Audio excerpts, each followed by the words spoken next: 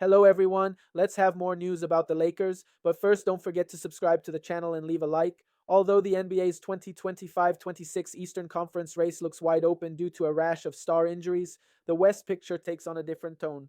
There, a mass of hopeful contenders must chase down the champion Oklahoma City Thunder, who won the West by a record 16 games last season and have a sustainable roster built to repeat. But which rivals have the best chance to catch Oklahoma City? Which veteran laden teams hope to stay sufficiently spry for another deep playoff run? And which young teams might rise rapidly up the standings? To take a broad overview and analyze the initial state of the 2025-26 Western Conference field, we've sorted all 15 teams into 5 tiers. Tomorrow we'll go through a similar exercise with the East, but for now, let's stay out west, starting with the obvious favorite with a great chance at making history. Outside of rostering 2024 first round pick Nikola Topic, the Thunder haven't added any new players via trade or free agency, but why would they need to? The defending champs already had the league's deepest rotation, and they will presumably only get better in 2025-26, as 31-year-old Alex Caruso and 30-year-old Kenrich Williams are the only players older than 27, and Chet Holmgren played just 32 games last season due to injury, better than winning the title after a 68-win regular season and the best point differential in NBA history. Yes, it's not only possible but realistic, as they attempt to become the first back to back champions since the Durant era Warriors, which would snap a record long streak without a repeat winner. The Thunder are in a class of their own. The Rockets were something of a paper tiger in 2024 to 25. Now let's go to another video. Don't forget to leave a like. For Bradley Beal, we've got an update on their interest in the soon-to-be free agent guard, should they even be interested in him. Plus, they're named as a team interested in another veteran guard, and it's not DeAnthony Melton. We'll talk a little bit about that and an important update on Jackson Hayes' contract with the Lakers as well. I'm Trevor Lane. This is the LakersNation.com YouTube channel. Make sure you subscribe right here. Joining me, it's Matt the Optimist Peralta. Matt, you're everywhere. You were at the game last night, had a great interview with Bronny James up in Northern California at the Chase Center for Lakers Summer League. And now here you are back and on the show today. You've got to be exhausted at this point, my friend. Oh, it's free agency and summer league and everything, Trevor. I think at this point I'm just I'm surviving off caffeine, adrenaline, and probably a little bit anxiety given what the Lakers still need to do to improve this roster. But overall, we're still here. 'Tis the season. It's the way it goes this time of year, and we love it and appreciate all the hard work that you've been putting in. Let's start here. An important detail from Dan Wojcicki of The Athletic. Jackson Hayes has waived his implicit, I called it a de facto, no trade clause to re-sign with the Los Angeles Lakers. So we've talked about this in the past. A lot of people were upset when it was mentioned that Jackson Hayes would have a no trade clause, and a de facto no trade or an implicit no trade. What it essentially means is that he would have the ability to block a trade because his bird rights would be lost on a 1-year contract if he were to be traded. The Lakers have his bird rights now. If he were to be traded on a 1-year deal, the receiving team would not get his bird rights. So because of that, Jackson Hayes would be negatively impacted potentially by a trade, and so he has the ability to block a trade. Well, he has waived that ability in order to re-sign with the Los Angeles Lakers. So much ado about nothing. It is not something that the Lakers specifically were trying to give Jackson Hayes. It is not, oh, damn you, Rob Pelinka, or anything like that. This comes with every contract that would be in Jackson Hayes' situation. But Matt, now it's something that the Lakers don't have to worry about. And should a trade pop up where they need Jackson Hayes' contract or he needs to be involved for some reason, even though he's on a small contract, so it's unlikely. But if it does happen, then there's nothing Jackson Hayes can do to prevent it. I guess this is like the bright side of this signing, right? I know some people probably weren't incredibly thrilled to bring Jackson back after, the DeAndre Ayton news. I think people wanted like a more quality backup center for the Lakers. But in this case, waiving the no trade clause helps the Lakers. Yeah, I don't think it's like that big of a deal. I had said previously, I think Jackson's fine if he's like your third big off the bench. So I'm still hoping the Lakers address the position, but this is just nice for some additional flexibility. And like you said, even though they signed him, I think it's like 120% of the base rate of his salary. Of the veteran minimum, correct, yeah. Right. I think, like you said, it's a small contract, but I wouldn't be surprised if, the Lakers were short a little bit in a deal to match salaries, and that ended up being just enough. And I talked about this a little bit on the show that went out super late last night or early this morning, depending on when you watched it. But Jackson Hayes getting 100% of the minimum is not a terrible thing either. I mean, we're talking about right around $600,000, a little bit less that he got over what a true veteran minimum for his years of service would be.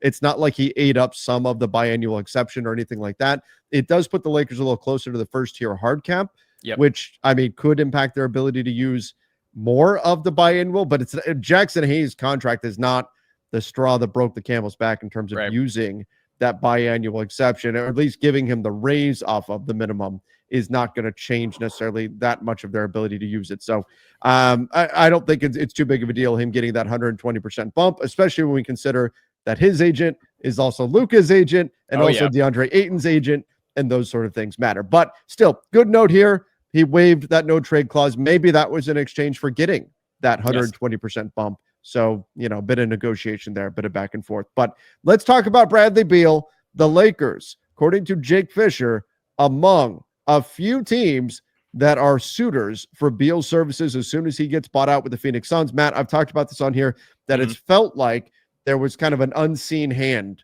that was holding back the NBA's market. That it was almost as though we saw, like when you get a superstar trade that's in the works, and a lot of teams are just waiting for that trade to happen. And we were speculating on what that could be, why the market was so frozen right now, as though everybody was waiting for something to happen. I think it's this. I think this is the answer. It's the Bradley Beal situation, specifically because the primary free agents that are out there are guys like Malcolm Brogdon, who we'll talk about in a minute, Chris Paul, Russell Westbrook, DeAnthony Melton. All these guys are having their free agency now held up by the potential that Bradley Beal is going to get bought out, and it's what we expect is going to happen here with the Phoenix Suns. Now, the Lakers listed as a team that's interested in him, along with the Bucks, the Wolves, and the Clippers, who just opened up a starting role. Matt, my concern is that the Clippers opened up that starting job this morning by trading Norman Powell over to the Miami Heat, getting back John Collins from the Utah Jazz in a 3-team deal, that the Clippers made that move as an educated guess, an informed guess that Bradley Beal might be willing to step into their starting job. That would certainly be a concern, but what are your thoughts on the Lakers and their interest here in Bradley Beal? I mean, first, let's recognize the Windy meme here, because it just feels like that's the sort of move that's a precursor to another one. I've obviously, as a Laker fan, you probably don't want that to happen. Even if he doesn't sign with the Clippers per se, like you would like to play keep away. It's just another good player going to the Western Conference, right? Yeah. Go East, Bradley Beal. Come on, go to the Bucks, for crying out loud. How about East teams actually go get somebody? East teams, go bring a West play. I mean, what are we doing here? There's what, 4 teams interested in Beal, and 3 of the 4 are West teams? Eastern Conference, you guys are lagging behind. Pick it up. Yeah, I mean, as far as everything that I've seen on Beal's reporting too, like where he wants to go, proximity seems to be a really big factor in his decision. So staying on the West Coast, I think is a priority for him, and somewhere like Los Angeles makes a ton of sense. So I'm not too surprised that the Lakers are interested here, especially at the price point that you're getting Bradley Beal at potentially, right? You talk about him as like a 50+ million player. You are completely out of that. It's not something you want to deal with. But if you told me he's just on the market and he's going to sign for, let's just say, whatever the Lakers have left in the BAE, right? Sure. If that's what he ends up going for, I think you get him at tremendous value. Obviously, still a lot of risk in terms of injury and, performance. But I said this on a previous live stream, Trevor, but like where the Lakers currently rank, if you tiered the Western Conference, I think they just need to take swings on guys that have a ton of risk, but the upside is just something you won't get from anywhere else.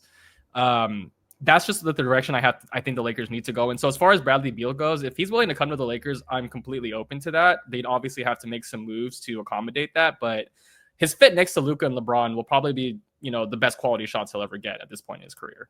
Yeah, agreed. He would get great looks playing alongside Luka. Now that said, I don't particularly think Bradley Beal is a great fit for the Lakers overall. The value, look, the talent, in terms of the price tag, phenomenal, absolutely phenomenal. But he kind of perpetuates what you already have in Austin Reeves and Luka Doncic in terms of weaknesses. When we talk about the defensive side of the ball, there's certainly concern there. He doesn't check the box of being a great perimeter defensive player, which is certainly what the Lakers need. And frankly, they need multiple great perimeter defensive players, and Bradley Beal would not check that box. But you can't be upset about the talent at the price tag. You're not going to find anybody anywhere near Bradley Beal's talent for the price tag that we're talking about here. So the Lakers' interest makes sense, but it definitely concerns me when I think about where is he likely to wind up.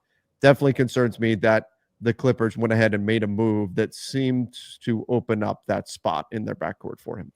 So a couple caveats here when it comes to Beal, right? I think the discussion about whether he should start or come off the bench is an interesting one, which is why I think the Sure. Clippers are favored in this situation. They have a starting shooting guard spot. The Lakers currently do not, unless you want to move Reeves to the bench, which I do not think they will do. So there's a couple things, right? Like I think they need to like trade some of their guards off the bench. They need to waive Shake. They need to probably trade Dalton and Gabe in this situation because that becomes a little superfluous. Yeah. And he'd have to be willing to come off the bench. That's where I'm at with Beal. Like I don't want him starting just like you. I would love him on the team, but in a smaller role. And I don't know if he's willing to take that. Exactly. Typically, guys are not, especially if the Clippers are offering a starting job. The Bucks could offer a starting job. Sure. The Wolves, they've got an aging Mike Conley there. They do have Rob Dillingham, but is he really ready to take that next step? I think the other team, if I'm being honest here, I think the other teams make more sense than the Lakers do. That said, because they're Western Conference teams here, I kind of hope the Lakers can land him. I think he's a fantastic talent at that price tag. And if not the Lakers, then go to the Bucks. Sure. I don't think he will. I think he'll want to stay on the West Coast. I think his family likes it in Phoenix, so they'll probably like it in LA as well. I think he probably ultimately winds up with the Clippers, which would not be good for the Lakers, especially. I think the Lakers have gotten a bit better this summer, but the rest of the West has done more than what the Lakers have to improve, especially when we look at teams like Houston, like Denver. And that is really, it's the Lakers have not, I think, kept up this summer. And Bradley Beal, in terms of firepower, would at least help you perhaps keep up and maybe keep a player away from a team like the Clippers. But the Lakers could have some fallback options. Like you said, they're probably going to waive Shake Milton, his $3 million on the books. They could waive Shake Milton and just decide, that's it, we're done. Sure. And we're not going to do anything else.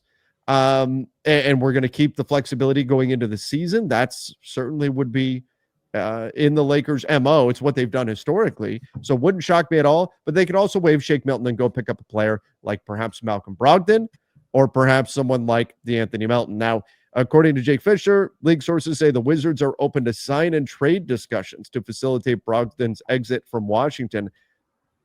I don't know. Like the Lakers don't have enough room under the first apron to give Malcolm Brogdon like any kind of significant contract, unless we're talking about, say, Gabe Vincent going out or something like that. If we're talking about salary exiting the Lakers' books, then it makes a lot of sense here for the Lakers to potentially sign and trade for Malcolm Brogdon. And I actually like the fit of Brogdon with the Lakers. Same. But not as much as the fit of DeAnthony Melton. That's my challenge here, Matt, is I would rather see the Lakers just go get DeAnthony Melton than get Malcolm Brogdon. I think you can make an argument for Beal over Melton, just talent-wise.